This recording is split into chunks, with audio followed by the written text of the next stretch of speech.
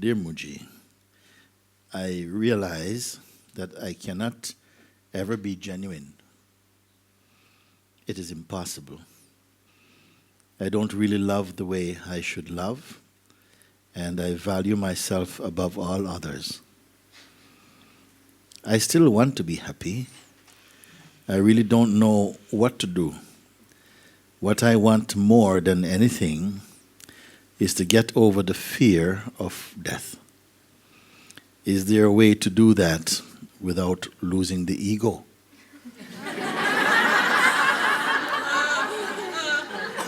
Then, sincerely yours, George, and that's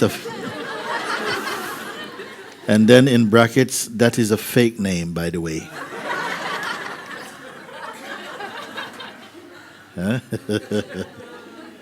So who am I speaking to now? I wonder. I realize that I cannot ever be genuine. This is true. This is true. As long as we have identity, a personal identity, you cannot be genuine. You may intend to be genuine, but we find that the state of personhood is not consistent enough to be reliable or to be relied upon. It just does not sustain what it hopes it does, you know.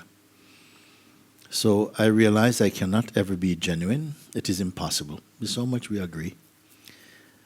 I don't really love the way I should love, and I value myself above all others. I think it's true for most people, isn't it?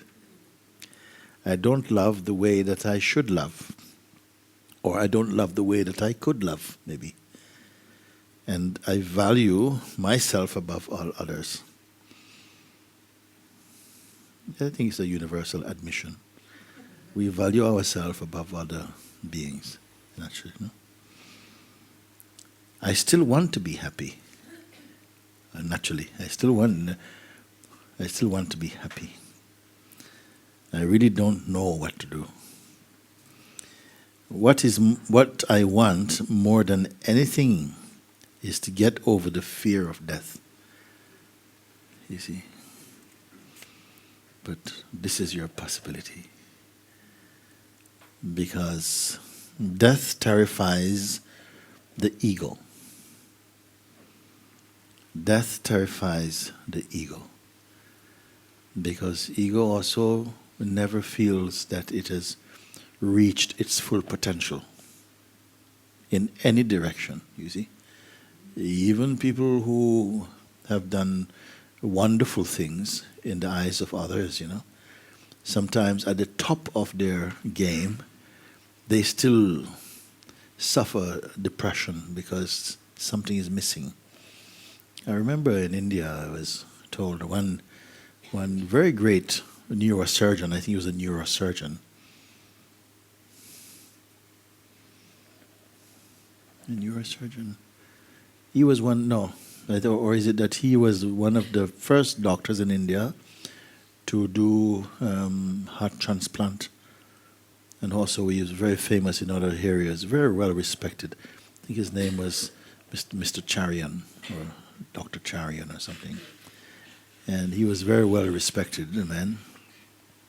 And he said that one day he went, where he lived on the top floor of one very tall building, very high up. He went and just jumped off. Elder man in his 80s even, respected member of his profession and everything. He just climbed over the wall, jumped over. He was not pushed. Now a doctor, if he just wants to take his life, he must, even if he's not someone who deal with needles, he must have other, you know, sort of like comrades in the profession. He can say, listen, let me have. He could have done it a quiet way. But he chose to smash up this body, throw it off the top of a building. What is missing? What could make someone do something like that?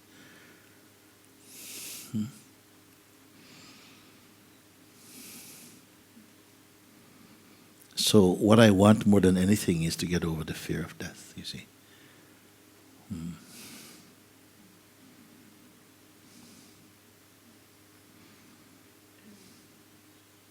You want to find that which is imperishable. But at the same time, is there a way to do that without losing the ego? You value the ego. We hold on to the ego, which is not our true nature.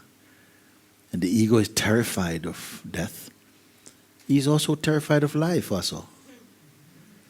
You see? And we're holding on to him. We say, how can I be the ego and be free of death? One man also came. He was a very sick person, and he came and he told me to ask to meet privately. And I asked him, why you want to meet privately? He said, the doctors told me I've got a short time to live, and I want to die before I die. I want to die before I die. You understand this, no? I want to die to all this confusion, all these states, these ugly states. I want to be free of them. I don't want to die as a miserable, fearful person. Also, this one is asking George, which is not my real name. Everything about it is fake. Even you cannot say your name, you see?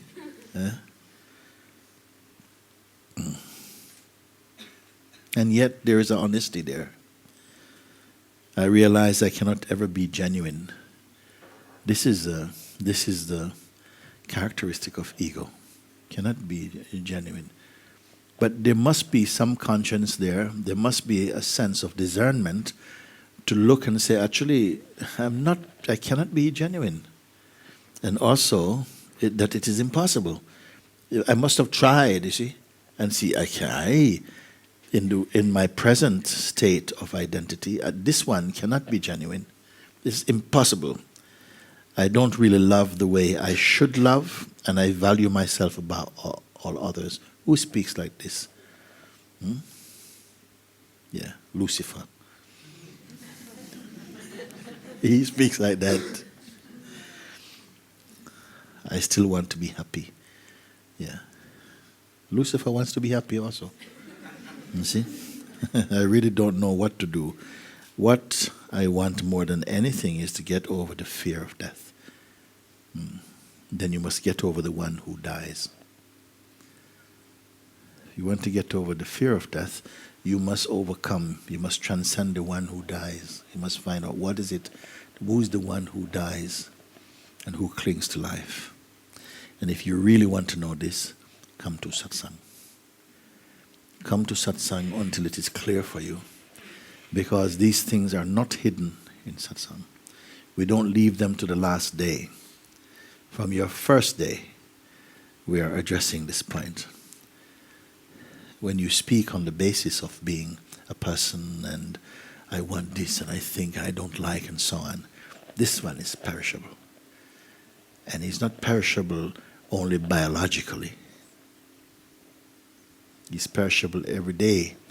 Every day he has to alter his way of thinking. He comes against, other points of view and are challenged, you see. So he has to grow in the lineage, or in the paradigm of evolutionary realization. He has to grow through his mistakes and so on. So, but I wonder if it is understood when I say to get over the fear of death, to kill death, you must get over the one who feels I will die or I want to live. To look at that and see if this one is phenomenal or non-phenomenal. If this one is conjured up, if it is real, if it is only an appearance, or is it real? Is it true? Is it what I really am? And Satsang, I don't know of another place that can convey this experientially other than Satsang. I don't know. You can talk to scientists, they may give you a lot of facts and so on, but they will not put that conviction in your heart. You have to be brought to that place internally that you discover something. It removes the doubt. When the doubt is removed, you don't have to find the truth. The truth is already there. You see? So George or whatever your name is.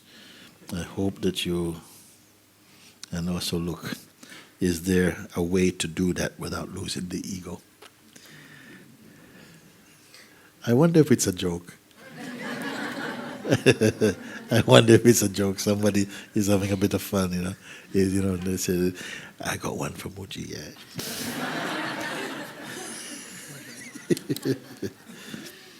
Okay, this one is not addressed to anybody. From native jungle cultures of South America exists a natural tea called ayahuasca. For some years of handling it, I may describe ayahuasca as a wise plant spirit that teaches me about the essence of life and guides me in the process of opening myself to myself. Feels like a waking slaps. Sometimes rude, sometimes soft, but always beautiful, healing and introspective. Drinking it causes purification very similar of what I see on your satsangs. Really, even often into physical, emotional vomit, bringing visible positive life changes. Could this be a good, valid atmosphere to find the self? Would you encourage it? Blessing, Sergio, Ecuador.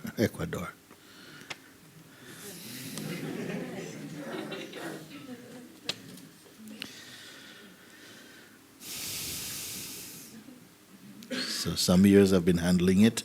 I may describe it, ayahuasca, as a wise plant spirit that teaches me about the essence of life and guides me in the process of opening myself to myself.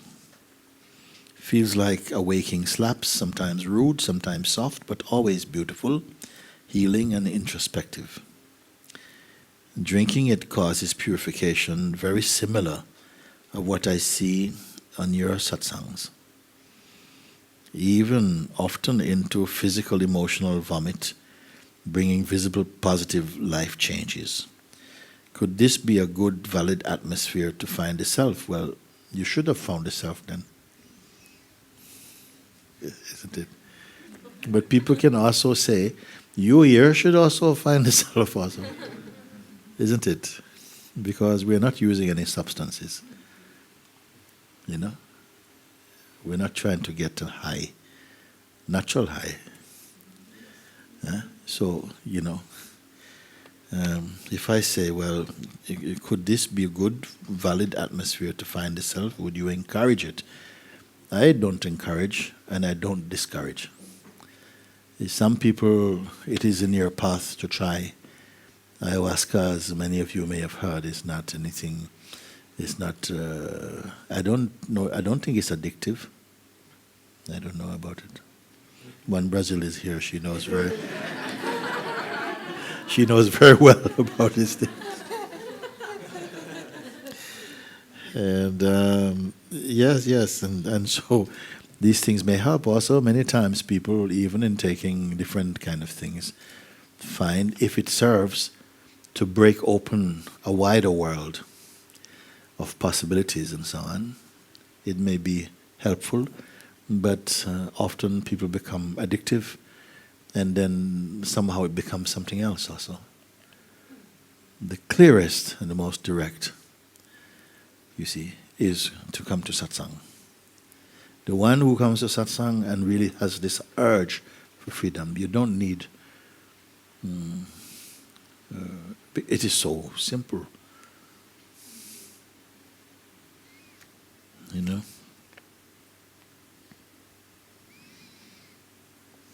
Because we're not stressing here in satsang about healing and vomiting and these things may happen, Sometimes you see people, even in Sahaja crying and laughing and, this kind of, we say it's okay, we don't mind. We're not afraid of such things. We let them happen, but we're not encouraging, because it's not about that. Maybe sometime it happens, it's fine, everything is fine. But most important, that even in these very cathartic states, are you aware of it or not? Are you the one who is aware of them or not? They come and go. You are not them. Because if you were these states, when they go, you would also have gone. But you're still here to witness their disappearance. So you must find out what is it that is left behind, is there during, it was there before, it was there during, and it is there after all this passes. What is it? It doesn't seem to be passing. Is that the ultimate state? You must find out. So we don't just say things and say, okay, now you got it. Because you must sit with that. And sometimes over and over again. Because we sidetrack sometimes and go back into another mind path. And then you have to be called back because the habit to engage with the mind field is so strong that it takes a while to somehow grow out of this habit.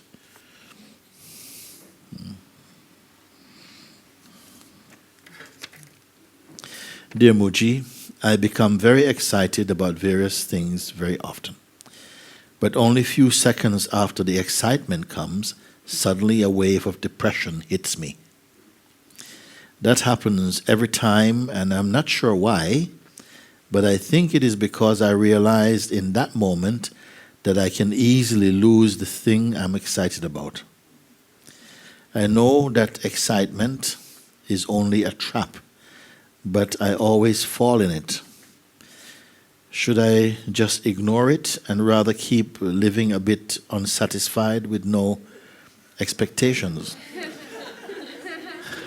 Is that the only chance we have? I mean,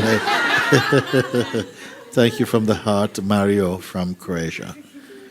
Sometimes it feels like our options are so small. Either I get all excited, and then just at the point of excitement, I get very depressed. So no, it's not good. I'm not really happy about it, and it seems like a trap. I cannot stop myself from falling into this trap. So should I just ignore this thing? Can you? I don't know. Should I ignore it, or rather keep living a bit unsatisfied? With no expectations, because even the words, they're already going down. So rather keep living a bit unsatisfied, you see, with no expectations, as though expectations are, at least, you're looking forward to something, which when you get it, you get very depressed about it. So I think your life is much wider than that, you see, and this happens when you are thinking your life rather than living or being your life. We're working out too much, thinking too much, you see. And then it's a stage that many people go, not most, but many people I know, some of them, that this like a junkie for excitement. And even one friend, it used to be like this. Whenever the sun comes out in London, she's full of butterflies running around, calling all the friends, let's meet in the park, and go just juggle in the park, juggle, all this excitement. And then, but in the actuality, it's not a big deal. It's like, okay, all right, finish. You see? So the mind is setting up that, it creates these pictures, kind of like visual scenarios, and then somehow infuse in them that, look, you can see yourself having a lot of joy, juggling, like this. But in the actuality, it's like nobody wants to juggle with you or something like this. And that's, then if no, okay. And then you say, I know that excitement is only a trap, but I always fall into it. So we know this thing. Because sometimes we take excitement for happiness. But if we could really look at the Richter scale of measurements of feeling, sometimes excitement, the energy of excitement, and the energy of fear are quite similar also sometimes. It's kind of displaced, sort of like something is there, frying sausages, looking for something. Yes, go on, juggle or something. And then, should I just ignore this? Can you ignore, okay, no, it's just excited feelings are coming. I'll just ignore it. You see, it's very difficult. I've not found. You used to ignore it, and then you start to bite your fingernails and stuff like this, and sit on your hands, and it's not a good state. The one who is trying to ignore it also is creating the problem. The problem is coming out of this identity. You see? So should I just ignore it? You think you can, and then rather keep living a bit unsatisfied with no expectation, as though expectation produces happiness. You see, produces often disappointment, and we project something is going to be happy and it doesn't work out.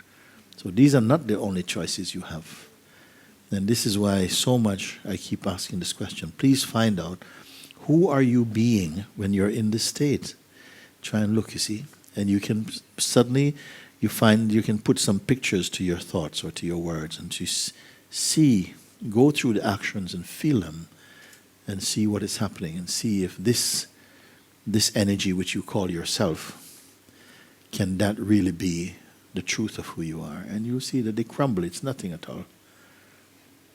But you need, initially, I would say, encourage you to be in an environment that's very supportive in this way, where you're not surrounded by people who think the same way like you, but who can look at your thinking and challenge it in a good way.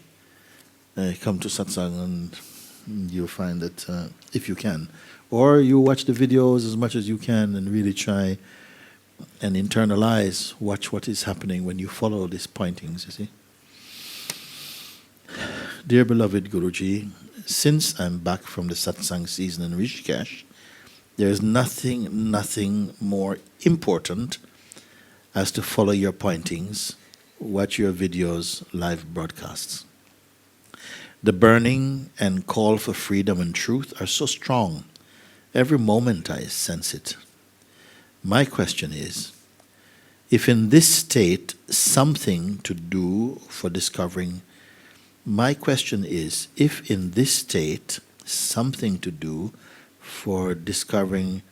the truth fully, to become one with the beloved. Also, it should be, my question is there something to do in this state to discover truth fully, to become one with the beloved? Deep gratitude and love, Sigrid. The burning and call for freedom and truth are so strong. Every moment I sense it. Then rather than try to do something, try more to welcome this and to surrender to this feeling, to say, yes, please take me. You've come, you're calling me. Then I don't know where to go, so I abandon myself in you. And be empty like that. More than to try, and it's not call you to say, listen, come and think. It says, I'm here, find me. You see? My question is, if in this state is there something to do to discover the truth fully, to become one with the beloved, you see? Rumi said, isn't it? The one who brought me here must take me home. He said like this, isn't it? The one who brought me here, whoever brought me here, must come and take me home. It's a simple faith. Huh? And nothing is put in front of that. He didn't go work out, try and work it out. His faith was strong enough, that which brought me here, who causes thoughts to arise in me and to causes the power to discern them and everything. That functioning, whatever it is, grace or God or whatever name you want, that must also take me. You created this movement out, then you bring the movement in. You had this feeling.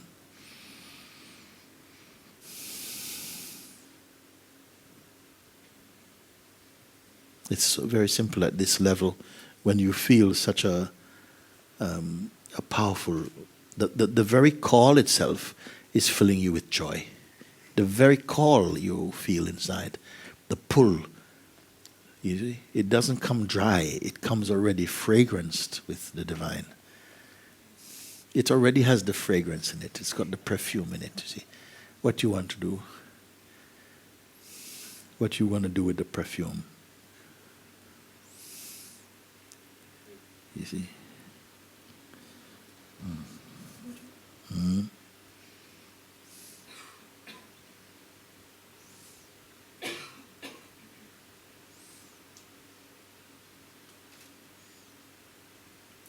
Say?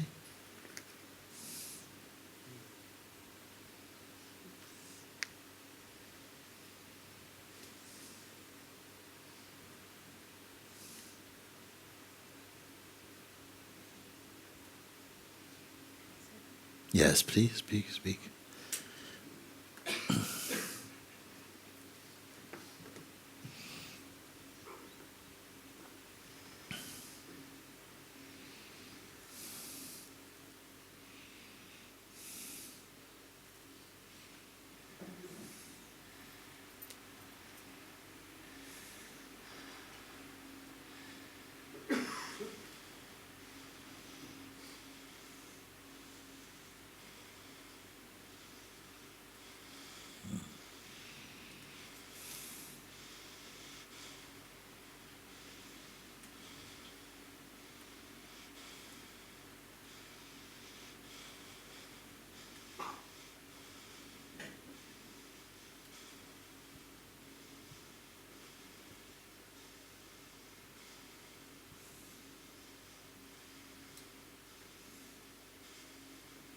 What are you feeling? What are you experiencing?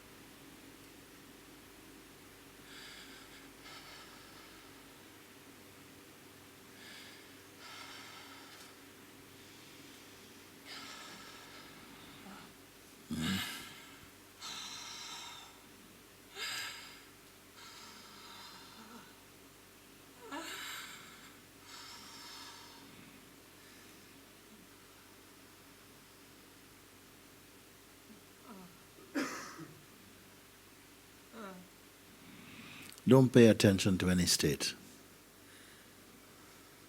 Don't go into any state. Be in the clear space. That is your place. Because states come and go. They have no lasting value. Stay in the clear space of being.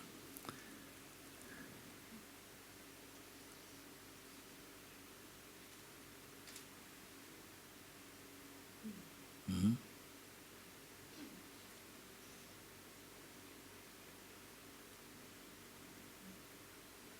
Don't be attached to any state,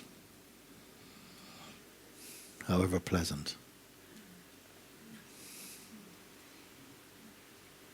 Be vast like space.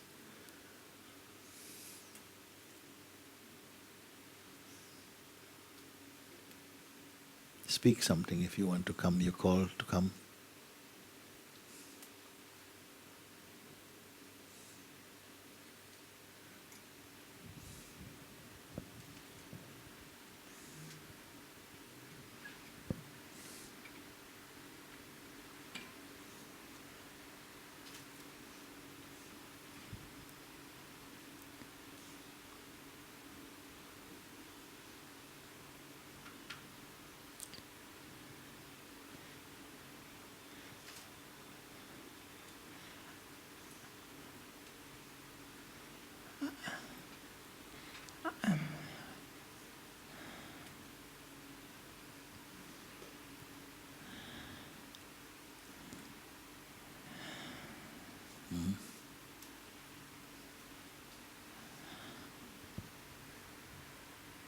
I don't know.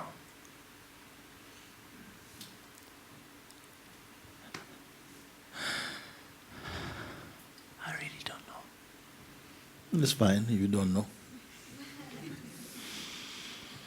You're not required to know.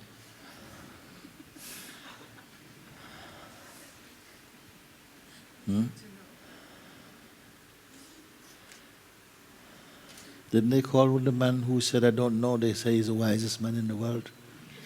What did they call him? Socrates or something?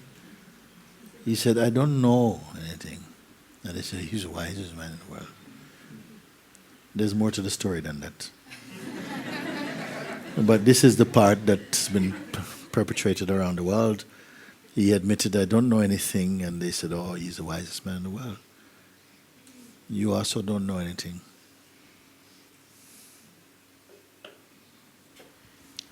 I just, for sure, you know what I'm here for. And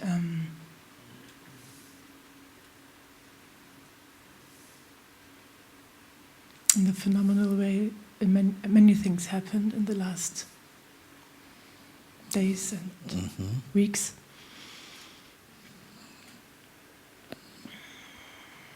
And the witness of it was there, and here it is here. It is seen.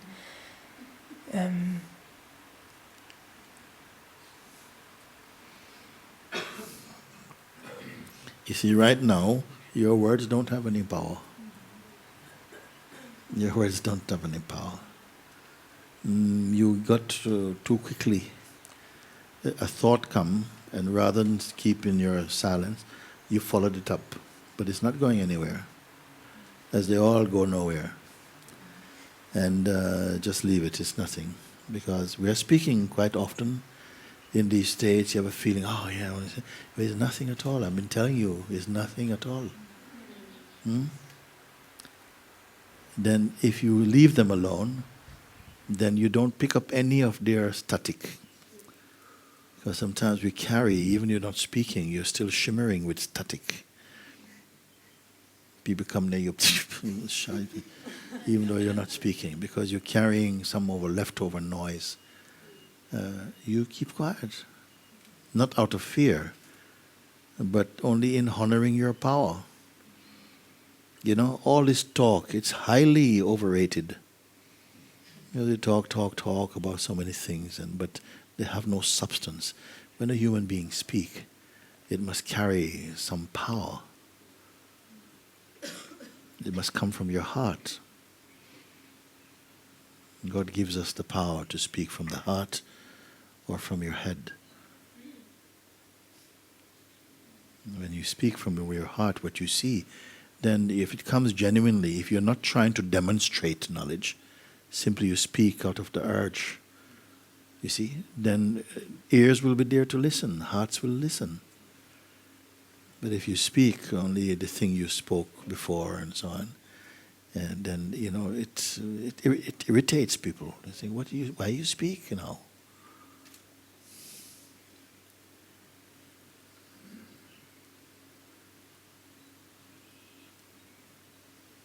Both your speech and your silence should be equally powerful.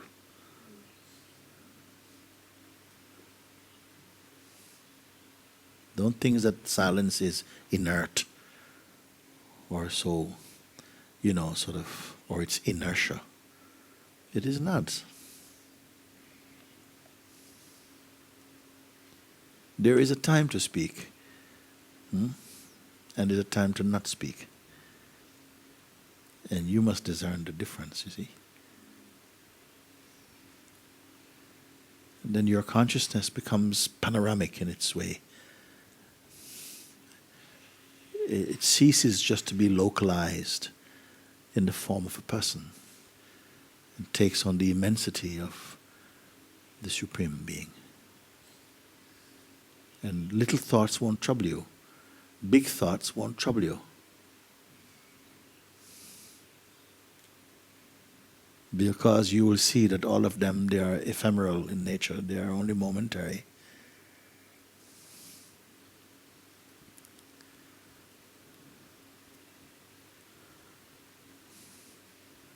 And don't try to get into any state.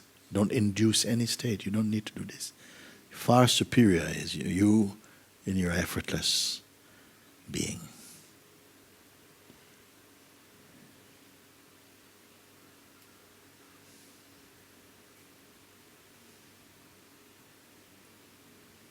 Then you will transcend even the need to control, even.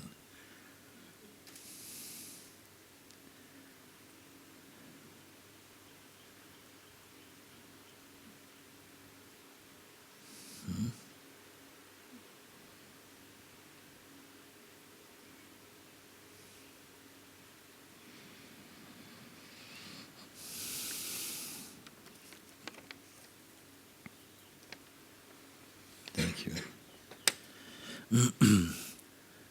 Dear Mooji, I am so happy that I found you on the internet last autumn. After that, I have been listening to you a lot. Will you please pray for me that I can let go of my banana thoughts? In these days, it really feels like an earthquake inside me. I'm so angry at a close friend of mine because he ignores me at the time. I know this is my ego and strong identity, but I can't handle it on my own. I also remember you said the best friend could be the one that isn't there when you needed them.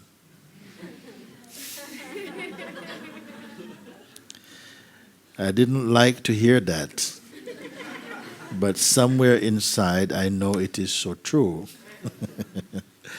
I know that if you only read this letter, it will help. This is faith. This is good. Thank you so much, Mooji. My greatest wish in life is to always be at your feet. Love, Nora. This is your power, you know. She say, I know that if you only read this, it will help. This is faith, you see. Some people have this faith, you see.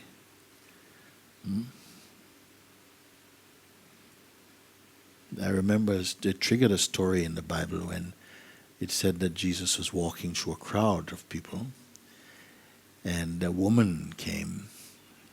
She was very sick, and she said, if I only can touch his garment, I will be healed, you see.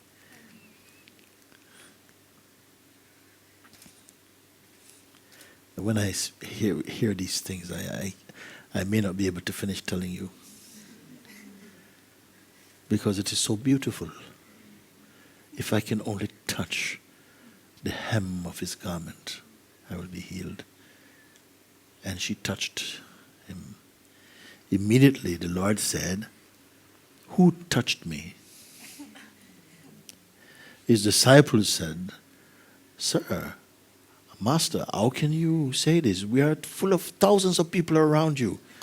He says, yes, but I felt power come out of me. Who touched me? And she was shaking, and she put her hand, she says, I touched you. He says, go, your faith has healed you.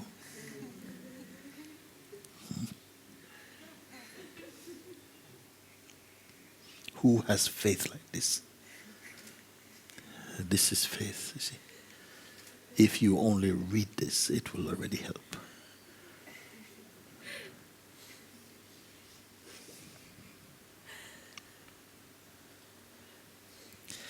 Now, because I read this, I forgot everything you wrote. Because this is enough. This is enough, you see.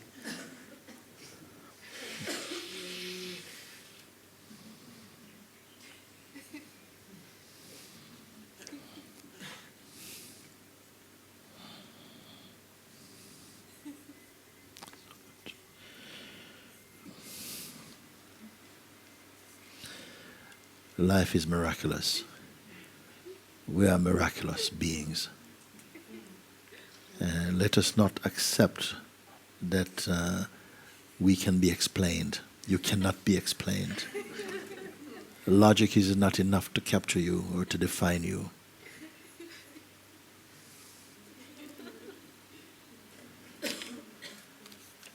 because the ways of the Supreme are inscrutable. You know?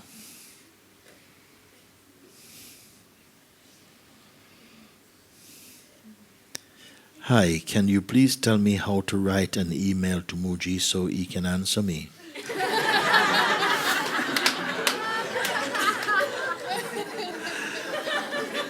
I am his secretary today. It's rather urgent because I wait so long.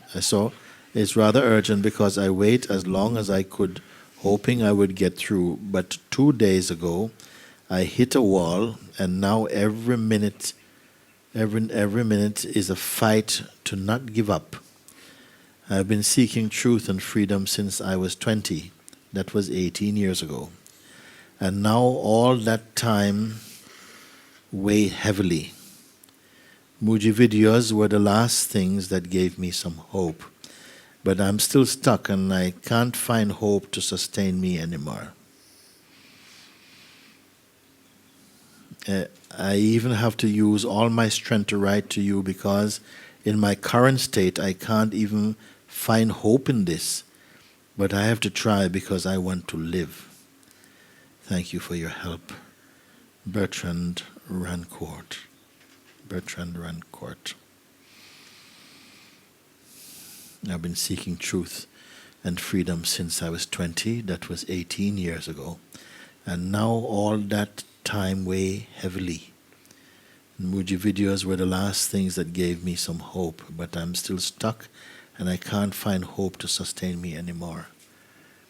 This is how somehow your life can play like this, and yet this is nothing, it's nothing.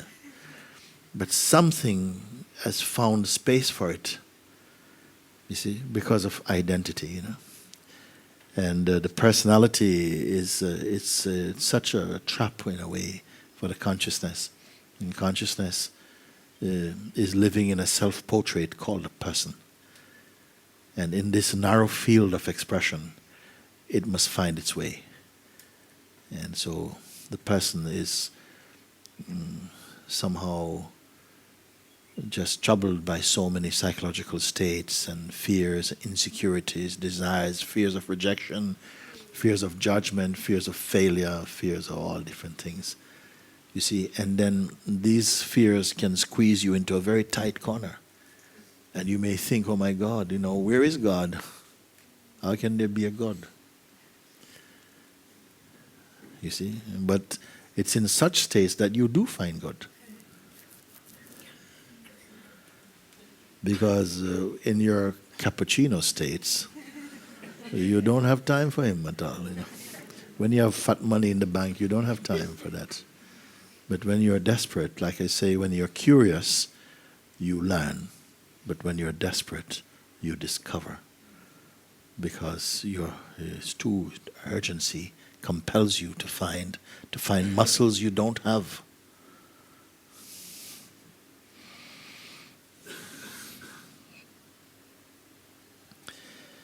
Mooji videos were the last things that gave me some hope, but I'm still stuck and I can't find hope to sustain me anymore.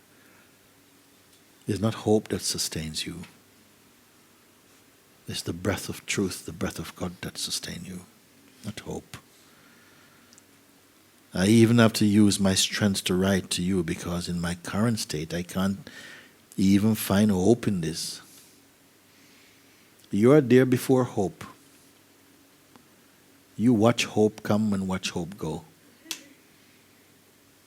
She's only a visitor. It's not hope that watch you, it's you who watch hope. You are the greater. Because you witness hope's presence and hope's absence. Who are you who do this, who looks like this, who has this power, this capacity, such immensity? You see? So don't tie yourself to hope. There's a time for hope, but it should not be on the front page of your consciousness. She has a role to play.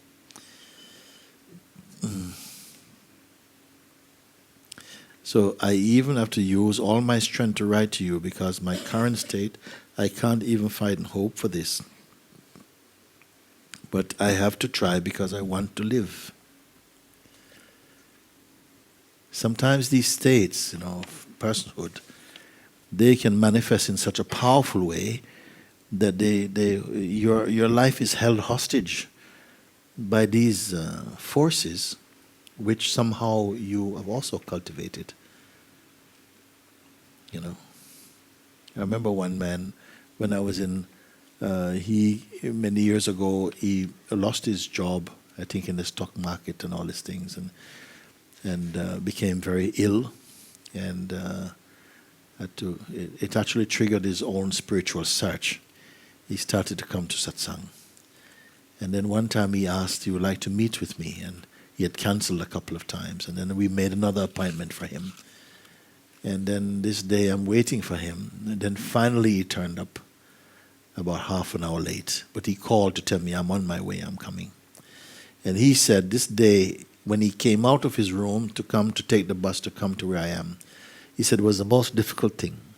The most difficult thing. That all his body was on fire and in pain. He would not like. He said, no. The man was saying it's not a good day to come and see Mooji today, and all these different excuses. But he says, no, I have to come. And he struggled, and he said almost got hit by a bus and all these things. But he finally got on the bus and he came. When he came to see me, he was already walking with a stick, limping. He came and we sat in. Those days I had a very narrow room which I used as an office. And I call it the cave. It's at the bottom of some block of flats. And we're in there in England, in London, in a typical gloomy day. No sun. And as we sat there talking, like this, looking, asking him, questioning this thing, suddenly this amazing yellow light came in the room, like a warm light, like there was sunshine in the room. The room lit up. I said, wow, like that. And I said to him, you know where this light is coming from? Because there's no sun outside. And he smiled and he said, yes, it's coming from here. It's coming from here. A tangible physical light was in this room. It's coming from here. And when I was in London last time, who was there with me who met this man? You were there. He actually came and I told the story. I said, the story I told you, he's this man who come. He's the one that he came. That this happened to. And sometimes, you see, if he had not made it, this not just the light, but the opening that took place in him, out of which the light poured out, just to give him the strength of encouragement to show him God is with you. Yes. This light came from the sun of your heart. It came. Outside, no sun. Inside, the sun came from inside. You see, sometimes you have to fight to win yourself back from such states of delusion and the crippling states sometimes. And it can only be prolonged because somehow you're still playing in two fields. The moment you're singular in your way, everything becomes more clear for you. Just like this.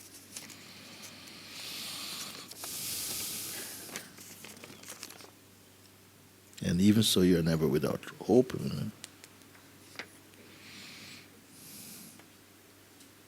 Hi, I know that you have asked that question. I know that you have asked those questions have all been answered, and to watch the recordings. But unless I am missing something, I can't find an answer to my question. In the hope that this question will be answered, I've decided to send it. I would also be prepared to attend personally if it needs to be. I believe I can look at life through pure awareness, but it requires me to be present, consciously aware. And I am not that in every moment. I'm not consciously aware in every moment. That I accept. When a painful feeling arises, I look at it without thoughts or doing a dance with it, or identifying with it, or having a dialogue with it. Nevertheless, I don't seem to be getting anywhere. Is this normal? Am I on the right track, or am I missing a key point? Regards, Teddy Jimil. I believe I can look at life through pure awareness, but it requires me to be present, consciously aware, and I'm not that in every moment. You can't use awareness. There's nobody who has awareness. There's no such thing as someone with awareness. There's just the awareness itself. You are that awareness. Awareness is not something you have. Consciousness is not something you have. I say on a number of occasions, the human being is an expression of consciousness. They are not the owners of consciousness. Our lives are not, like we have a life and we possess consciousness.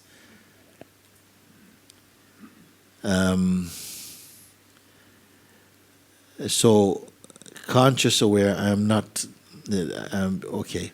I believe I can look at life through pure awareness, but it requires me to be present, consciously aware, and I'm not that every moment. I understand what it's meant here. And that I accept. When a painful feeling arises, I look at it without thought or doing a dance with it, or identifying with it, or having a dialogue with it. Nevertheless, I don't seem to be getting anywhere. Getting somewhere simply means going nowhere, actually. Getting somewhere with this means to be clear that you don't need to move. You're not the moving thing. Awareness is like, it's limitless. It doesn't move about. Everything else is moving about in it and is perceived in it. It is you. It is everybody can speak like this. They come and go. So many actions happened to you yesterday. Where are they now? Where do you keep them? Pinpoint any time on the clock. Boom, 2:15 yesterday afternoon. What were you thinking? What was your most important thought yesterday? What was the really deep feeling you had yesterday? Where is it? It's gone. You know. If I ask you, please find it, I burden you. Oh my God, I can't think. Yesterday? Was there even a yesterday? I don't even remember then. You can't find it. And all this is coming and going. All our sensations, thoughts, feelings, everything coming and going. Some things get preserved because your mindset is important and press save. So it save it somewhere, only to spit it out later on. But most things come, they're gone, come and go, come and go. This morning over breakfast, what were you thinking? It's already a struggle. So what is your life? A series of memories that were your favorites for a while? That give you a sense of continuity and a context to live in or something? And it's not stable, always changing.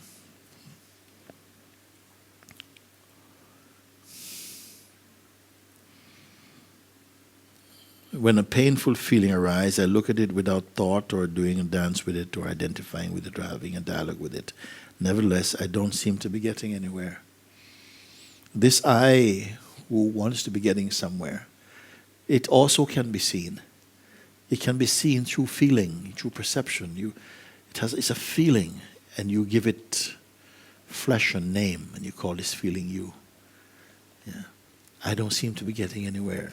Which is the idea you have of who you are, not who you are. Who you are is that space in which the idea of a self trying to get somewhere is seen. And then pops and gone again, until the next memory of yourself comes that you wish to choose to hold on to, which pops again and go. Innumerable bubbles. You can't keep all these bubbles. They're like soap bubbles floating around. They're gone. Can anybody bring a soap bubble back from yesterday? So, I don't seem to be getting anywhere. Is this normal? It is usual. Am I on the right track or am I missing the key point? You're missing the key point. You're missing the key point.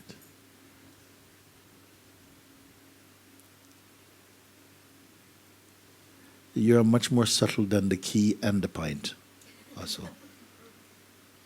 But who is ready? Who is ready to hear like this? To really hear it. Not ready, like hear it as a person and do something with it.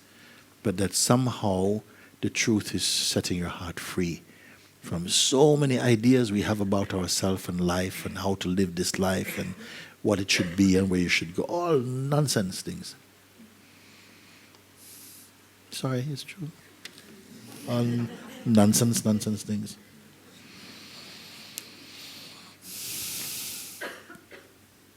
Dear Mooji, I'm trying to understand the meaning of my existence. Sometimes I feel that I'm here to fulfill some mission, that I have a purpose, I don't know exactly what. Some other times I think nothing of this makes sense, that life is simply chance. I have been trying to find answers, but these are difficult to find and not always make sense. And also not always trying to find answers either. You can't always, sometimes you're not interested in no answer. The whole thing is totally inconsistency, including you are very inconsistent with your search also. I don't blame you because guess what? You don't exist. Actually, as this, in the way that you think. I hope this doesn't hurt.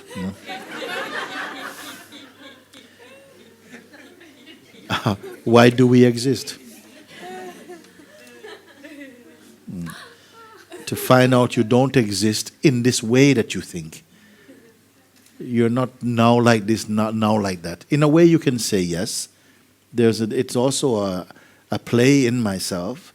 This inconsistency is only called inconsistency because something wants it to be consistent. If I don't want it to be consistent, it's perfect. It's not even called consistent or inconsistent. But if you want it to be consistent, you'll find that it is inconsistent. If you don't want it to be anything, you'll find it to be perfect.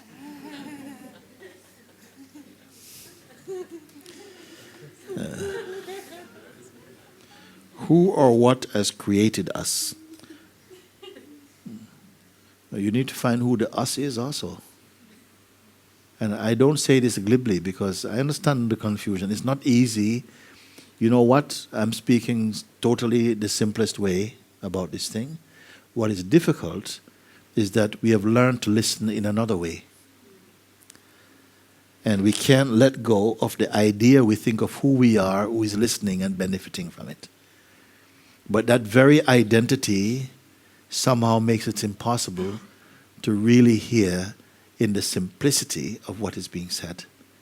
And this is why very often in Satsang, it's better that you come and just maybe you just listen to some bhajans. And then let it stir your heart a little bit. Or you come and somehow just begin to feel that, because that feels tangible and you can't argue with what you are experiencing. It's just like something there. Because very often we come and we have very much a city mind. It's very high. Shh. You're trying to listen with this mind. And like this. And then everything you heard is and then slowly you stay and it starts to just like it's slowly landing at the bottom of the ocean of yourself. And it reaches a certain place, and in that place everything becomes easy to understand. But in this place, it's like noise. It's like noise. I don't understand what you mean. I don't get it. I don't understand. And so it's not always easy to talk. And someone who is sensitive will know it's not yet time to talk to this person. You see, they can't hear. They won't understand. Not to blame. It's just that you're not frequency. Frequency is too different. You see. Another thing has to help you to slow down a little bit into your heart, and you can. Yeah. Where do the feelings that make or stop us from doing something come from? You see, what happens after we drop this physical body? What is the power of the mind? These are questions. It's not useful to you. I tell you the power of the mind is, okay, thank you. Nothing at all, nothing at all. It won't sink in. These are not genuine questions for someone who wants to be free. You don't need to know what happens after you drop the physical body. Find out what's happening while you have the physical body. I would like to find an answer to some of these questions, or at least to find inner peace to accept life with simplicity. This part I understand. Find the inner peace, and you'll find that you come more into a synchronicity with life, more than try to study life. You can't study life. You can somehow come into a harmony with the life, guided by someone who knows and sees what your difficulty is, and then land inside your own heart. This will be very beautiful. You don't need to study lots of books for that, no? Something is always present in me, which I give thanks to the universe, which is love for others and the world. Thank you, Christina. Yes. The mind is creating all these things. Why do we exist? But I tell you can't listen. Shh. You see? And do you know when you're speaking to someone and they're not able to understand you? Do you know this thing? Or do you just speak anyway? You have to somehow, as you come more into your own understanding, you begin to meet the world and respond with the world energetically, not just mentally. Sometimes you're talking with someone, they don't want to hear you, but you don't know the body language to understand that they don't want to hear you. You're still going at them. Then you are also not smart enough to be talking to them. Who or what has created us? If I say it is God, the supreme power, what good is that to you? Nothing at all. Don't mean nothing. You're not yet in a receptive way to really embrace and experience those answers yet. In this way. Because you're in an agitated state. You're in a frustrated state. You can't listen. You see? Maybe just have a good hug. Go for a little walk. Have an ice cream together. This is nice. Thank you, Mooji. That's so nice, so nice. This is good for now. It's like this. But, we are created by the super consciousness called Parabrahman, and the vital force of the universe. No. It means nothing at all. These answers have not helped anybody.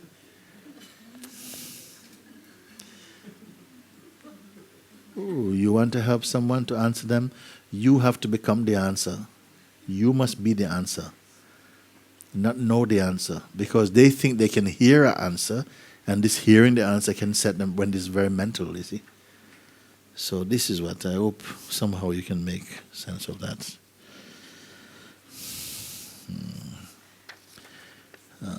Dear Mooji, I wasn't a happy person. I have been through a lot in this life, but I found spirituality, or rather spirituality found me 4 years ago. I felt so peaceful at that time, so happy to discover something so deep that brought me closer to God. I had some relationships that made me suffer a lot, but also found what I thought it was true love. I felt like I had found my soulmate. We were both practicing yoga. We felt a very deep connection to each other from the very first moment we met. Making love was also a sacred experience for us. Two souls meeting each other, feeling the presence of the divine.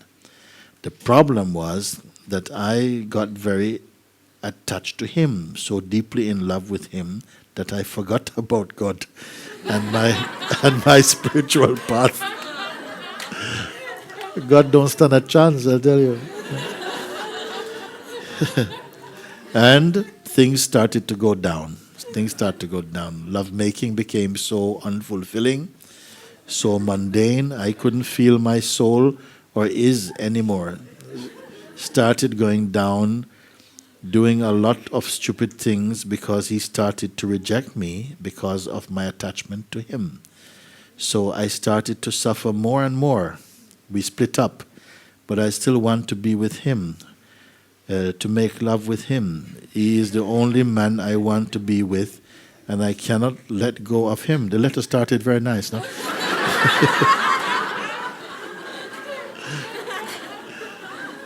Everything is nice in the beginning, like they say.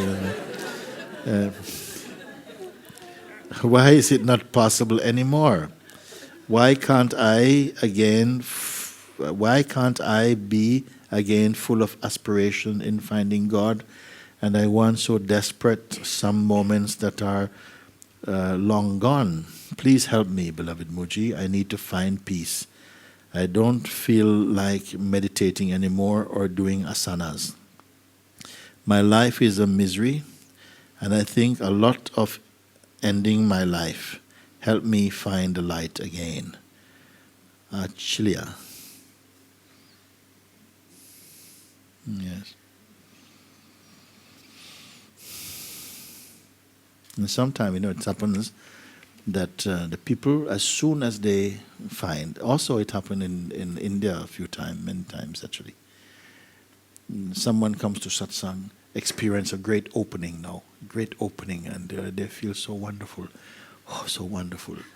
Then I'm thinking of one girl particularly, maybe because of this letter, and a very beautiful opening, and then for a few days I don't see her. So I start to ask, anybody seen this girl with the red hair? Anybody seen her? They said, no. And then somebody, after 2 days, I ask again. They say, yes, we saw her on the mountain. Bring her here. Tell her I want to see her.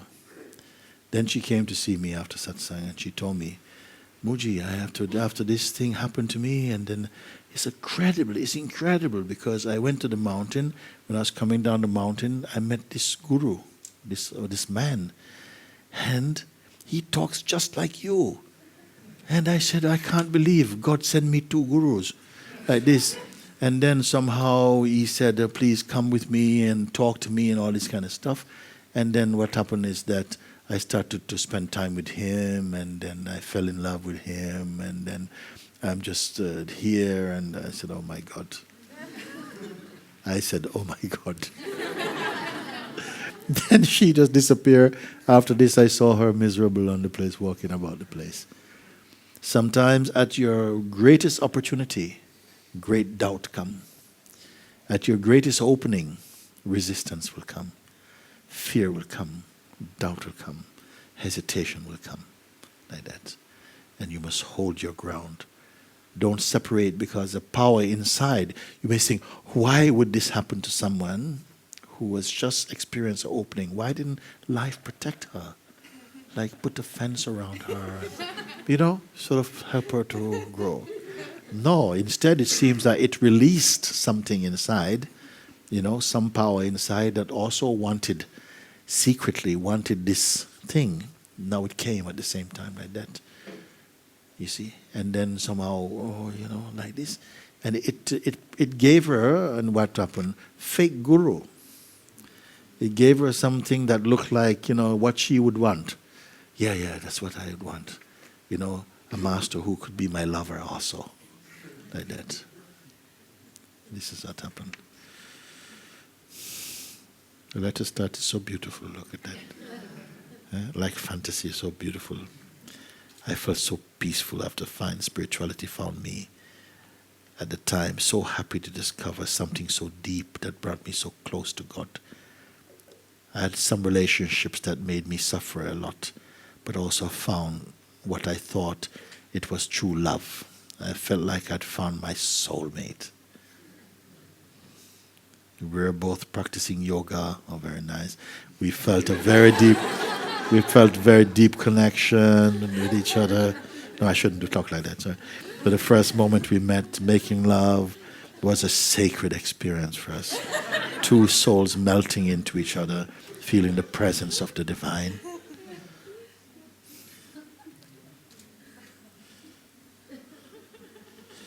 Because for a while it was a threesome, wasn't it? It was you, your lover, and God. Nice. But then God got pushed out a bit. But he said, I'll just wait over here and let you get on with your thing, you know.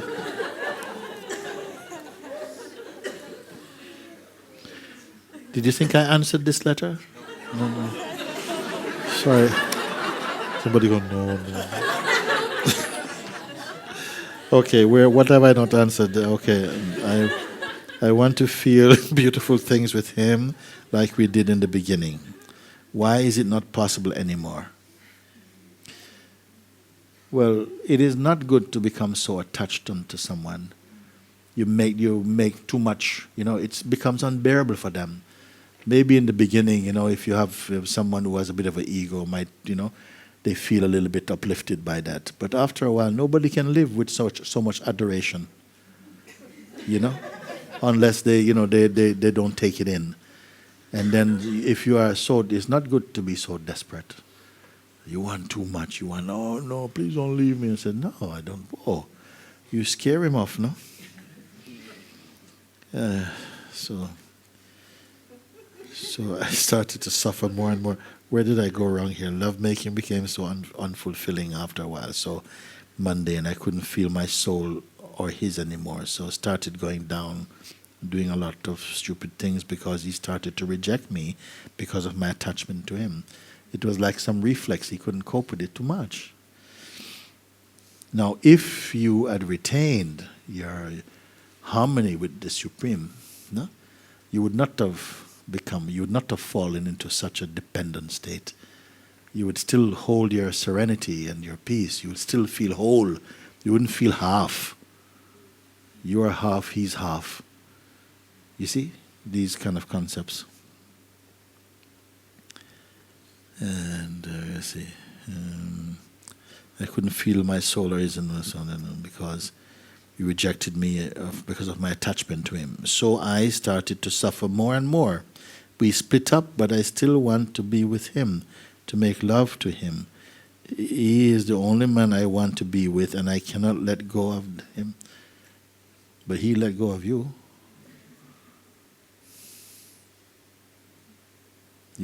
And one hand cannot clap,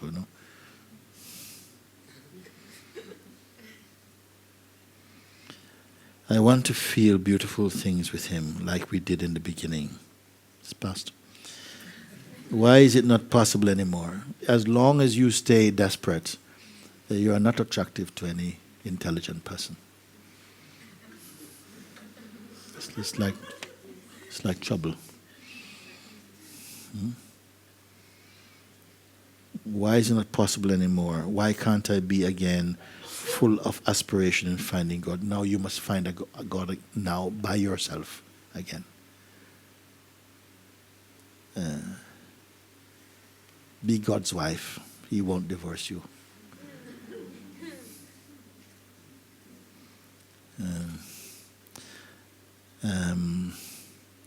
And I want so desperate some moments that are long. Oh, I see. Why can't I be again full of aspiration in finding God?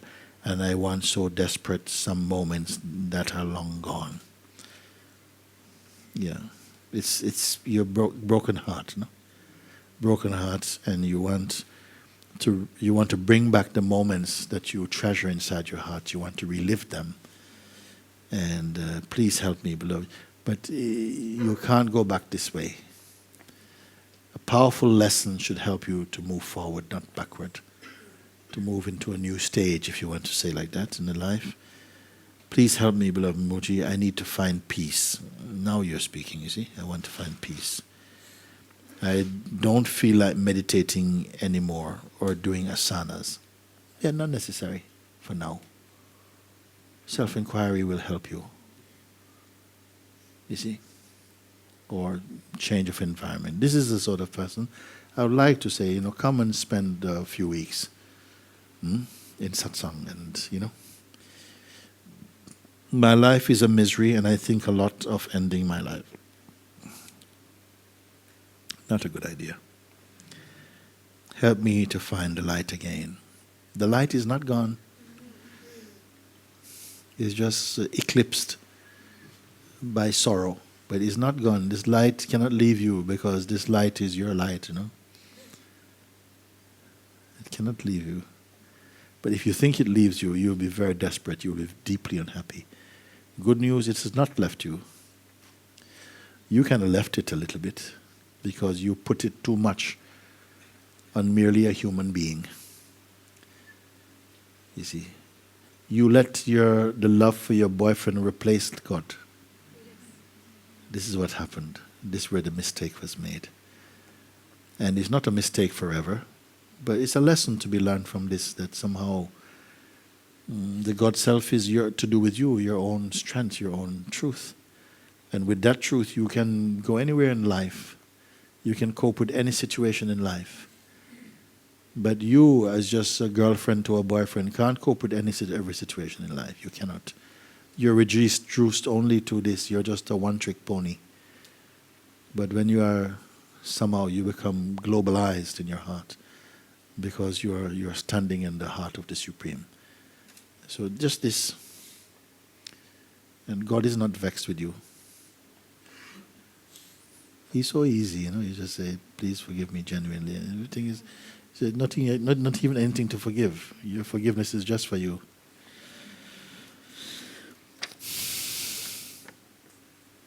Dearest Mooji, I want to ask if what I have discovered is the I Am presence within me.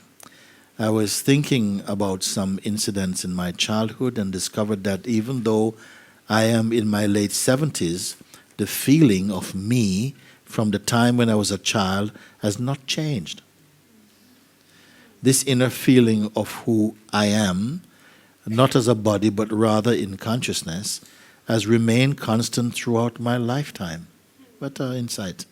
This feeling was difficult to recapture at first, but it seems to be coming more easily along with periods of unexplained joy. Could you please comment on whether this is the I am within me? Yes, it is the I am within you. When you say I am, it's recovered. It's recovered, you know, from the state of being a person. And it's coming back just now to be the unassociated, the unmixed presence.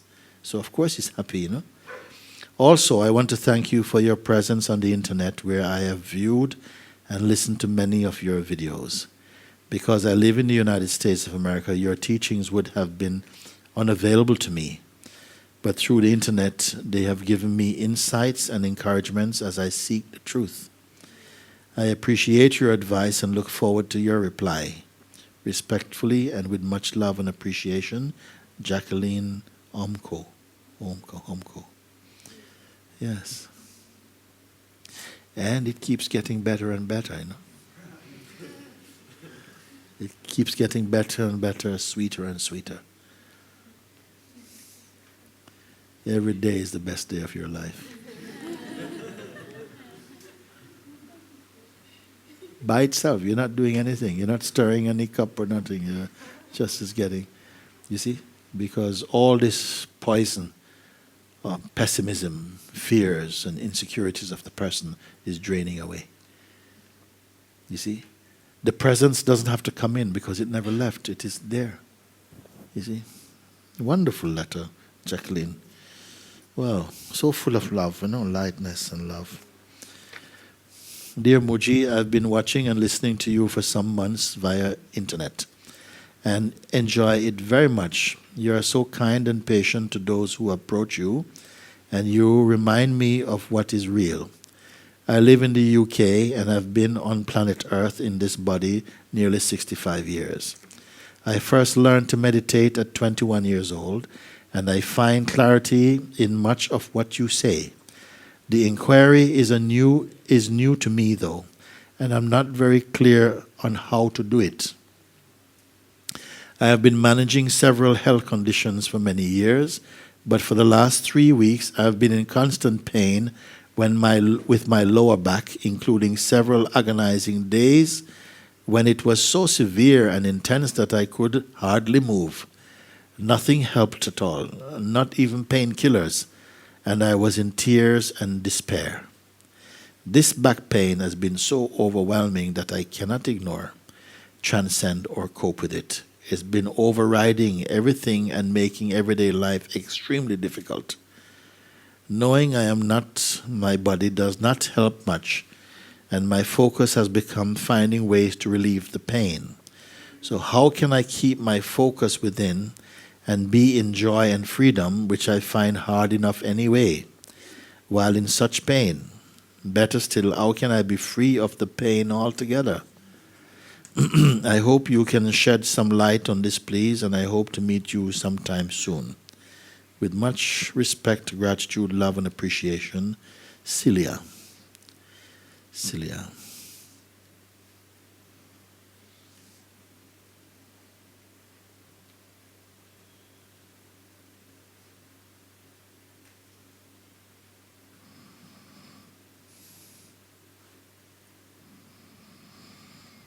Okay. This kind of request I take care of when I'm on my own more. And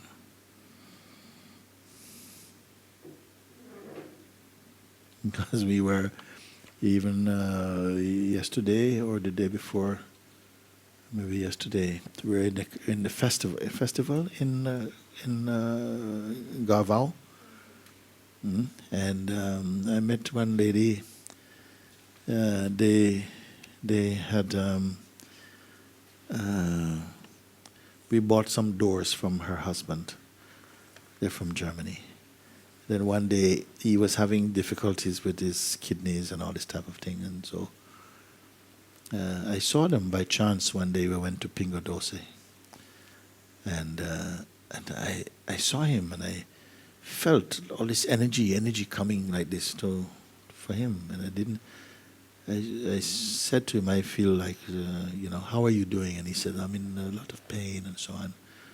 So it just flows, something like that. And again, after I was in the supermarket, again, this energy was coming more stronger again. I said, oh my gosh, I want to give this to him, but they've gone now. But when we walked around the corner, they were still in there. So I rushed to him again, and we was with him, just as we spent like this together. And then I hadn't seen them since that time. Then she told me, oh, he's much, much better. I think you did something happened. Like this. Just feeling, just feeling like that. And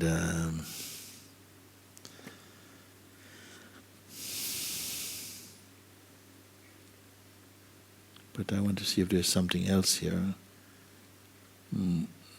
The inquiry is new to me, and I'm not very clear on how to do it. I can't go into that right now. You watch me, when we are talking and pointing out. I don't feel right now to go into that. Always, even now when we sit and we're talking, it's coming from the source, the inquiry source, as well, and the grace that comes, whatever your path is, at that. And all I can say, I can give a simple exercise for everybody, because when you feel the sense, you obviously know you exist. You don't need someone to tell you exist.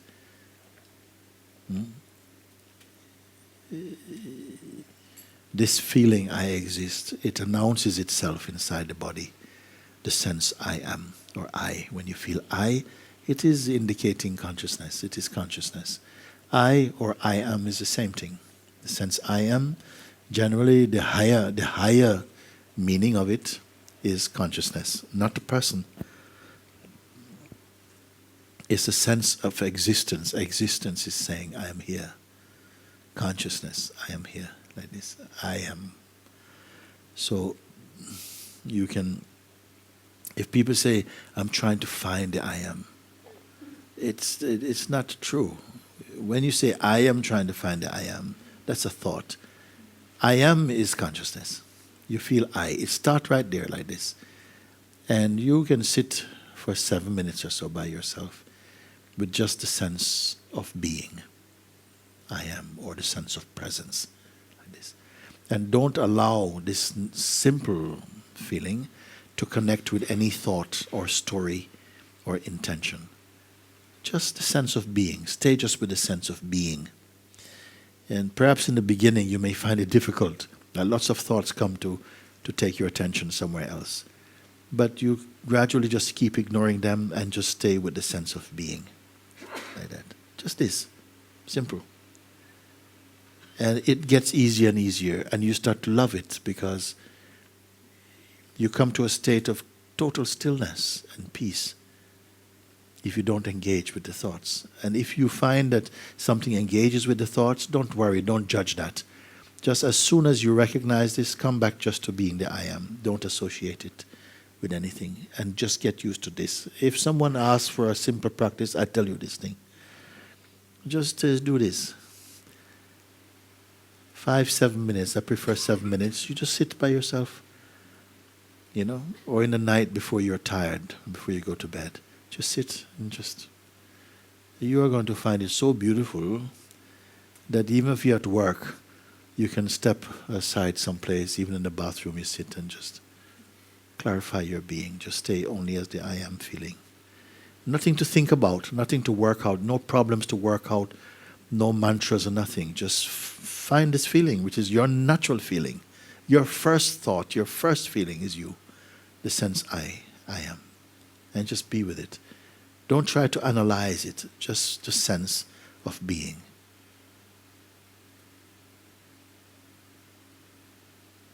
It's effortless also. You start to realize it, but it's just effortless. And in that state, gradually, your mind gets used to being still, and joy arises in you. Space arises in you. And if you keep it up, you find that you are not judging the world so much, not feeling judgment or anything. This is what I would recommend. Very simple exercise to do. You see? So, Celia, I will take this letter with me. I'll take nothing but your request. Last one. Dear Sri Mooji, I do not know if it is possible, but I would like to ask a question and perhaps have an answer this satsang in Lisbon. My name is Fernanda Brito. I am Brazilian and I will be watching via web in Mooji TV this satsang, this one I think. My question is, I've seen your video and I'm also reading the book of Sri Maharaj, and it is always said that we should leave completely our wishes, dreams, desires, and be fixed in the I am. Just been talking about I am now. Just stay with the I am. How does this apply to practical life, day by day, work, relationships, family, in short, everything? You want to know before you try it.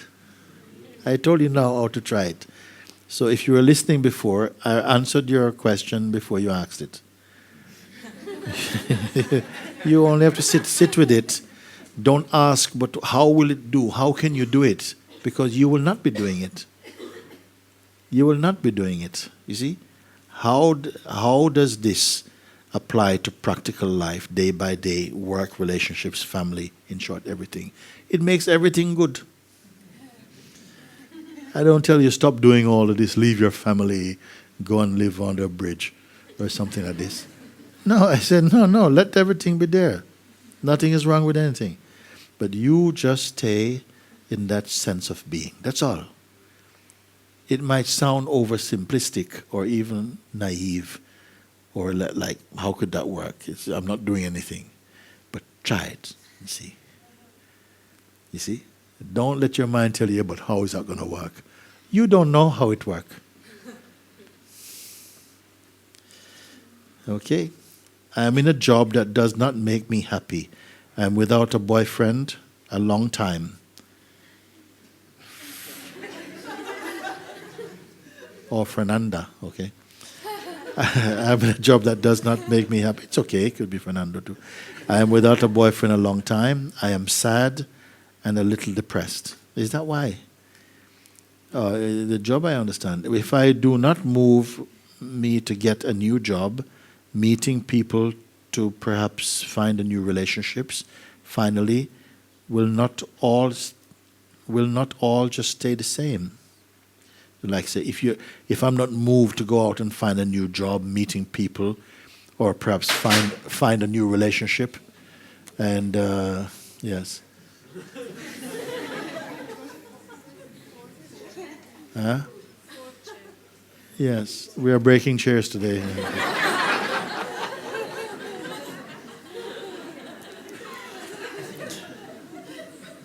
Sit lightly.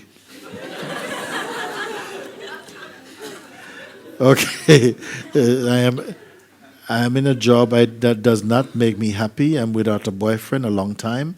I am sad. I'm a little depressed. If I do not move to get a new job or meeting people to perhaps find a new relationship, finally, will not all stay the same? So she's asking, if I don't get up and do something about it, will not my life just stay stagnant and whatever like this? There was an initial desire to hear you. It made me write. Is it not a desire? We all need to pay our bills, eating, living. You can tell me about it? Immensely grateful. Namaste, Fernanda. Fernanda. So I do not know. Let me start. I do not know if it's possible, but I would like to ask a question. Perhaps have an answer to Satsang in Lisbon. My name is Fernanda Brito. I'm Brazilian, and I will be watching via the web, Mooji TV, this Satsang. My question is, I've seen your videos, and I'm also reading the book of Sri Maharaj, and it is always said that we should leave completely our wishes, dreams, and desires, and be fixed in the I am. Yes, you cannot be thinking two thoughts at the same time. So when you're with the sense of I am, just be with the sense of I am. Don't hold on to anything for a moment. Otherwise, the exercise won't work. You know, I want to be the I am, but I hope a boyfriend comes soon. You know? It's not going to work. It's not going to work. Okay? So just leave all of that. Maharaj is right. Don't fix on too many things at the same time. No? Okay. Or maybe if I'm the I am, I'll find a really good boyfriend or something. No, because I have to get these things out of the way. We have to talk. Mm-hmm. How does this apply to practical life, day by day work? I find the self-discovery is the most practical thing. Otherwise, you're living a lie anyway. What's so practical about a lie life?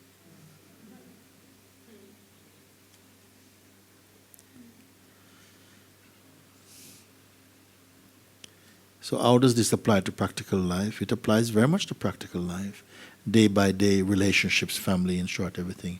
When you are happy, you know, somehow your presence blesses every aspect of your life is touched by it.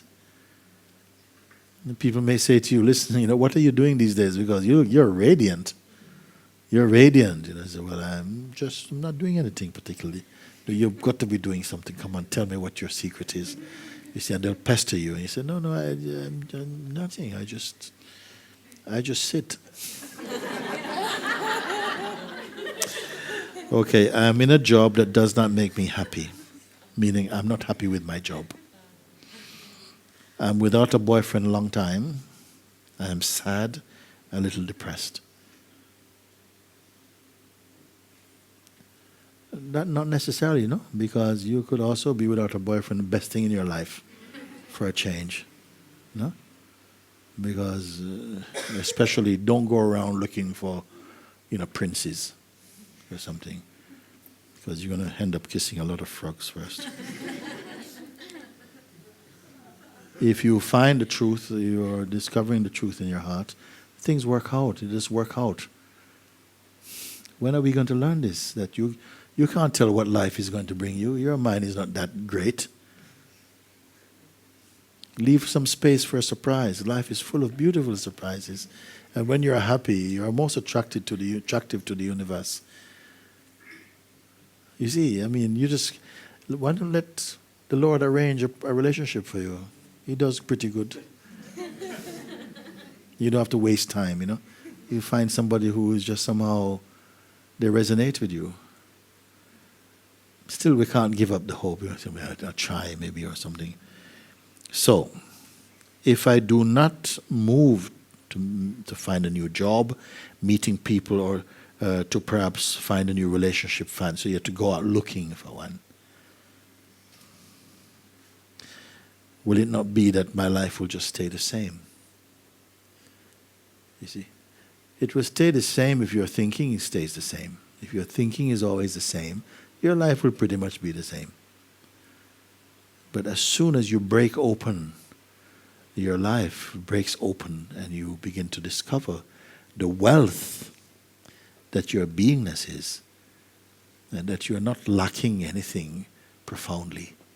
And that's all of this trouble is being caused by your own mind that makes you tell you, oh, you're gonna, life is passing you by, and all the good ones have gone, and all this type of stuff.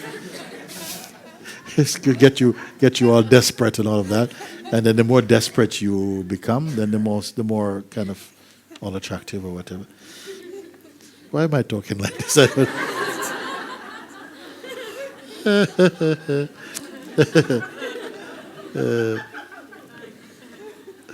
Okay, so there was an initial desire to hear you. It made me write. Is this not a desire? Yes. The best desire, is the desire for freedom, actually. The best desire is the desire for liberation. Because this desire, it is going to burn up all the other desires. And then finally, when you're free, this desire also will drop away. It's the best desire. But, I don't feel like anyone will tell you, oh, stop desiring, stop. No, I don't feel this is a very good way. It feels burdensome. Rather, I tell you to focus on what is true. More than give up what is untrue, I show you what is true. When you find what is true, the untrue will not be appealing for you. But if I tell you, give up what is untrue, and you kind of are attached to it anyway, I feel, oh my God, I'm going to give up this, and it's kind of nice. It's trouble, but it's nice. But if I give it up, then what I'm going to do? I said, no, leave it there. Let it happen, but you take a look at this. And if you look at this, wait a minute, wow, that's good. Then you take a look at the untrue thing again and say, blah.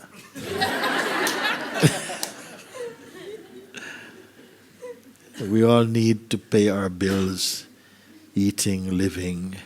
Yes. But you're not on this planet just to do that. I don't feel we are here in this farm merely to pay the bills. I don't feel God is saying, what about the electric?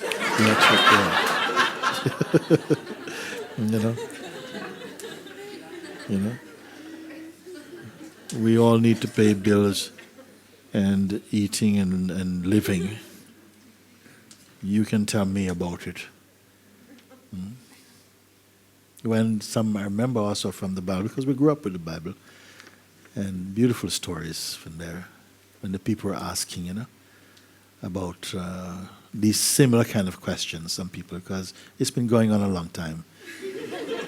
Jesus was also being pestered with these questions. And he said, don't worry about what you will eat, or what you have to do, and what you said this. Don't worry about what you have to wear and all of this. Don't worry about that, because God knows you need all these things. But seek first the kingdom of heaven, and all these things will come to you. Don't seek the kingdom in order to get all these things. Seek first the kingdom, and these things will be fulfilled for you, because they're not big deals. It's not a big deal. God knows you have to eat. And as I said before, if you could make a hole from here to the center of this earth, you may find some guy living down there like this. And the same power puts him there and gives him food to eat, and the way in which he can enjoy his existence, even one or two friends he put down there. How much you? And then it said on top of this also, he said, look at the flowers. Jesus was showing, it was about the same time like now. The flowers, look at the flowers, how beautiful they are. that not even King Solomon was dressed with all of his splendor. Not even King Solomon was as beautiful as a flower which is here just for a few days and is gone. You see? Look at the birds. They're not worrying, they don't have to pay insurance, they don't have to do all these things or like this. And God takes care of them. How much more He would take care of you, He's saying like this. But first seek the kingdom of God, which is within you actually. And all these things that will come. But we want all these things to come first. And then we say, after I'll seek the kingdom of God. It won't happen like that. God knows, because He's been living as well here. He knows very much. And we need to pay all these bills and eating and so on. It is a sad life if all you're reduced to is someone who is worrying about how to live and how to pay your bills and so on. Then you have to find your magic again, because you are of God. You know? You have to find your magic. You have to find your mystery again. You have to find your mysticality. Don't try to explain yourself and how life works, because you'll only find out how life doesn't work. To just come here working for bills and things like that is how life doesn't work. You see? And I'm not saying, oh, give away everything and go on. No, you gradually, you come to see. You really begin to trust. You see?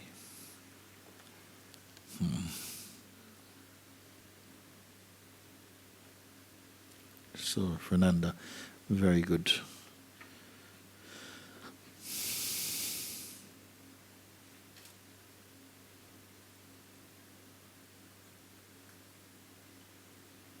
Mostly, we are very concerned with our phenomenal existence.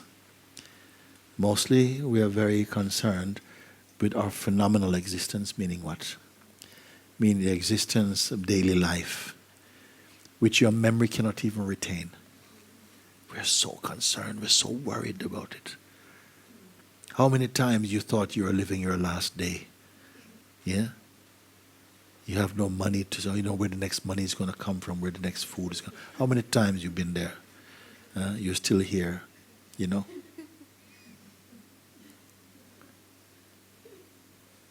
And we give a lot of energy to our material existence and how, you know, like, oh my God, my hair is falling out and, you know, all these things and, you know, like that.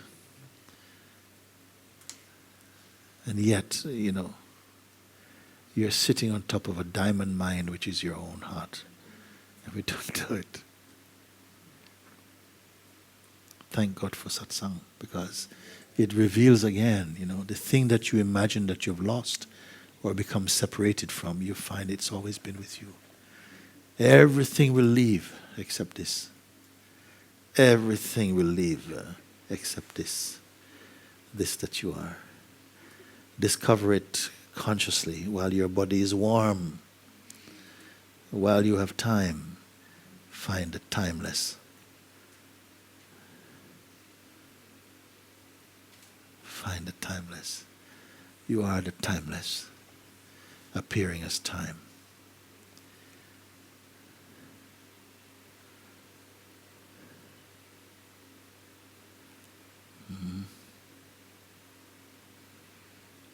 In Satsang, you begin to have a little taste of the immensity of the Spirit of God in you. Don't you feel it? You can't explain it. You can't possess it. You're just dissolving into it. What a great life this is for the one who yearns for freedom. The one who has found their way to the Supreme. What a great life, you know. And what a difficult life. The one who is attached to their own identity. How difficult. We have to grow out of that poverty. This is the poverty of a human being.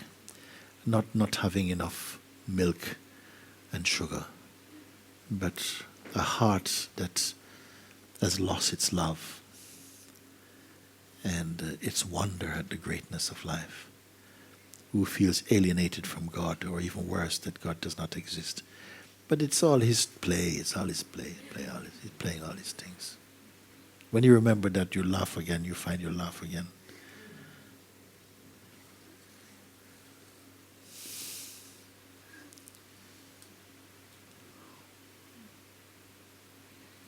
There was never a time when you were not.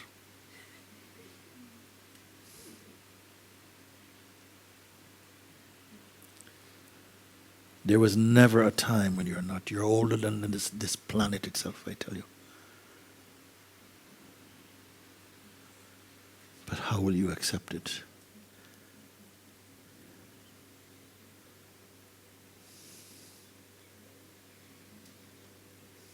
So I just have to say it. Even if you don't understand. Something in you, like an ancient seed, feels a little bit of the spark of this.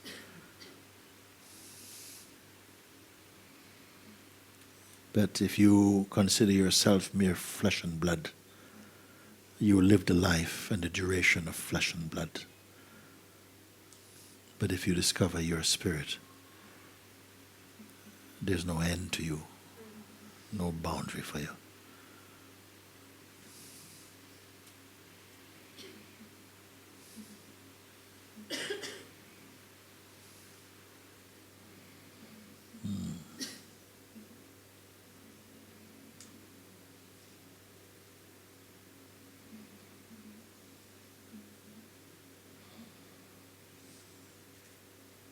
Some people here have come a long way just to be here for today. I was just speaking to you. Traveled all the way from Colorado to be here just for satsang today. Yeah. What drives you to do something like that, if not the Spirit of God?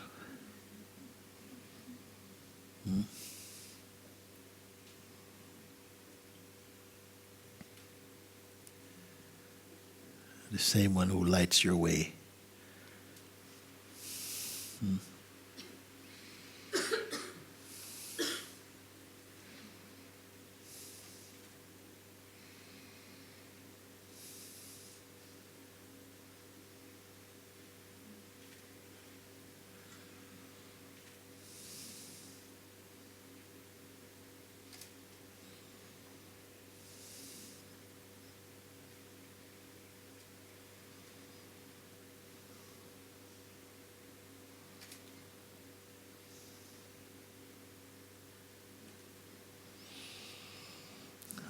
Thank you, everyone. It's very, very good to have these opportunities to sit in this most important gatherings to discuss these things, not merely verbally, but to really invite you into the experience of your own truth.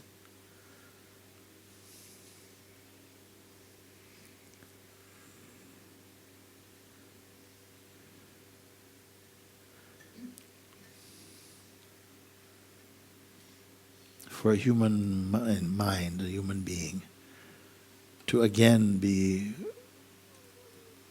sensing, feeling, embracing this immensity again, to feel the immensity of being, the limitlessness of being again. Where have you found?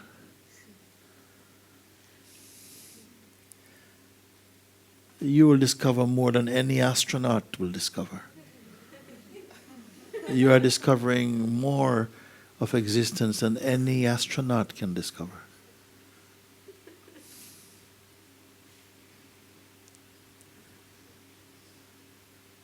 Because you are discovering as consciousness and not just as mind.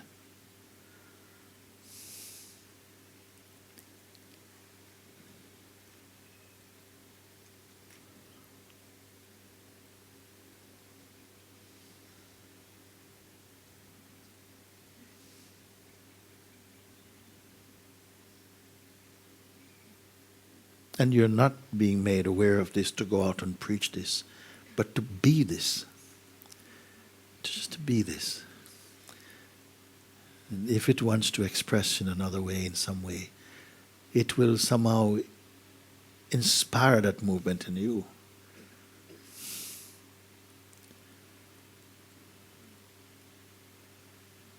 But you swallow the food in your own mouth.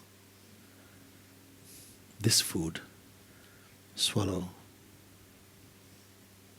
digest and assimilate it. Yeah.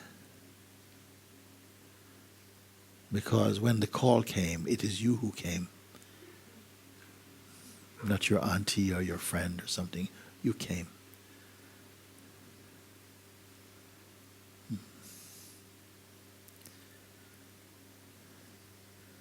Thank you.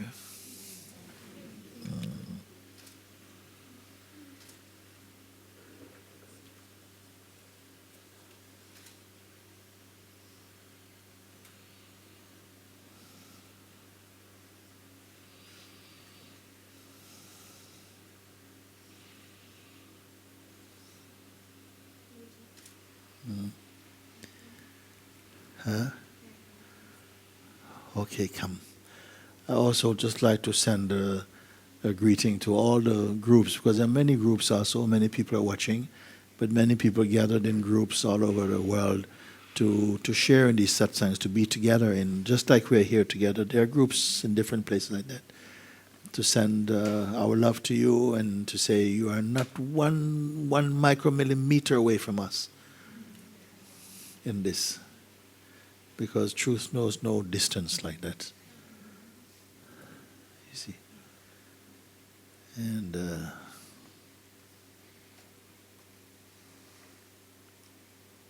so wherever you go, may you find yourself to be the heart of that place.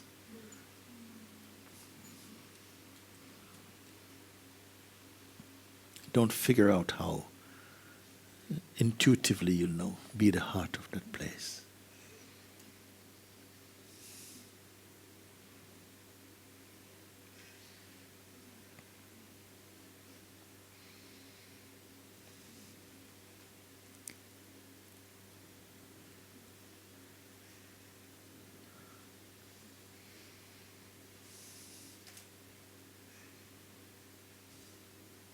The greatness is not about giving or getting so much. That's not the emphasis. But rather on being. Rest in your being. And whatever activities are ordained by the universe, that will flow out from you. You will see actually as well too. You will come to see, you can testify to that. That some power is doing these things. And the vital force is doing them under the guidance of the Supreme Will. Yeah. Who is going to come and sing something for me? Sing something today? Cha.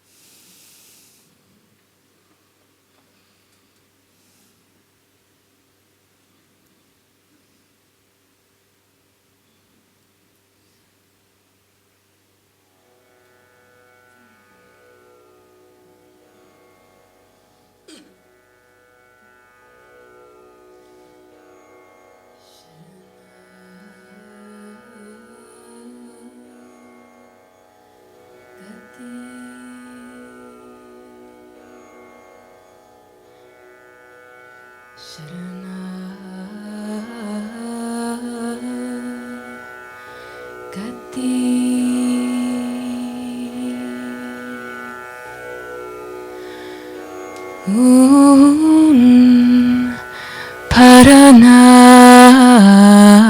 Paranam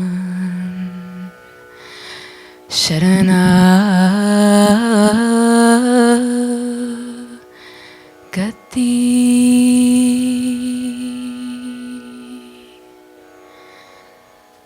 Yeni Pugatuneitan Yedu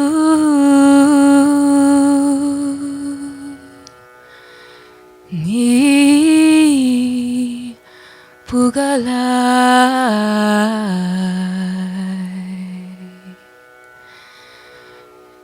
Yeni Pugatuneitan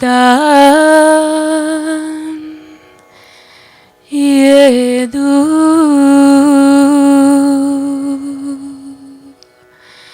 Ni Pugalai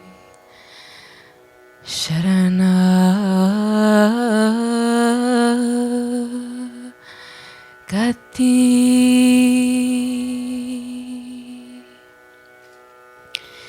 Tarunam Yenduvantrovum Karunai Noka Ve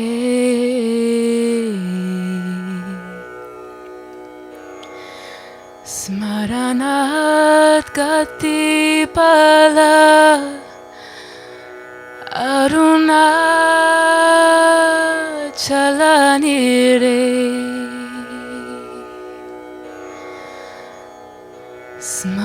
Smaranat Gati Pala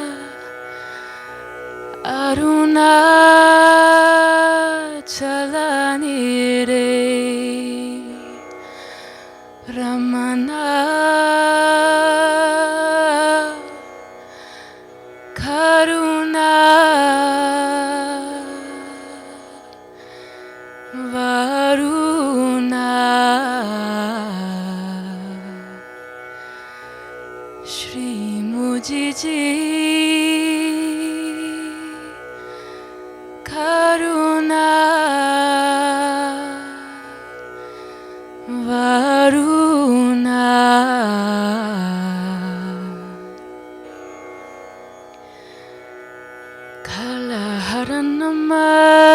Kalaharannamakidil Ha ha hayen seven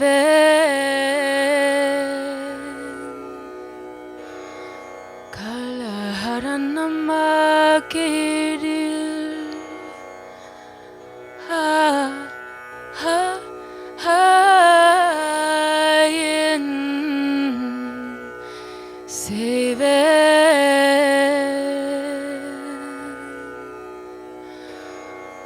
Ulagin tunbay niki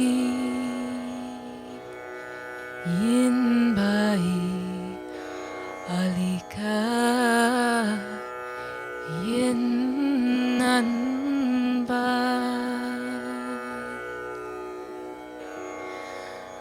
Ulagin tunbay niki Yinbay alika Yinanba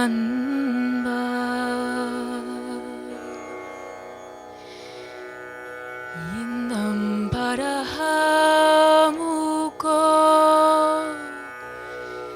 Yenna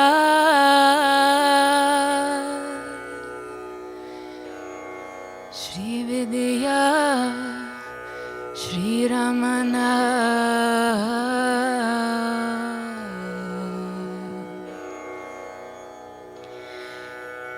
Yinam parahamuko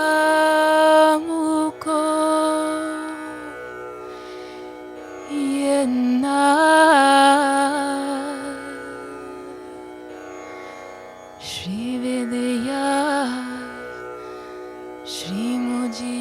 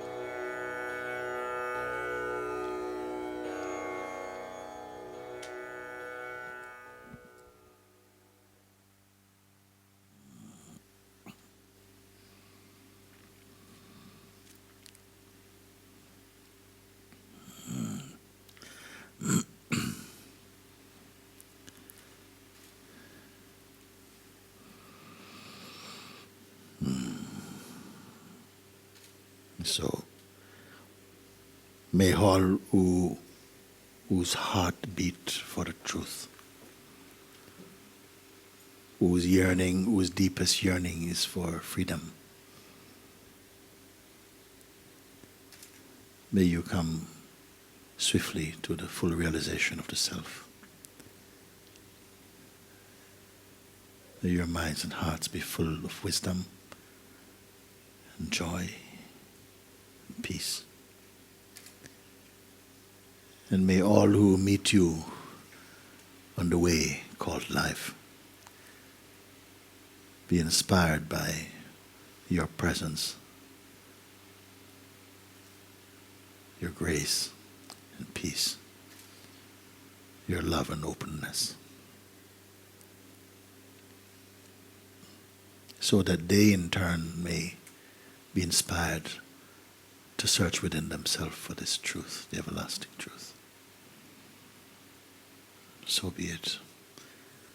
Om Shanti, Shanti, Shanti. Alleluia, Amen.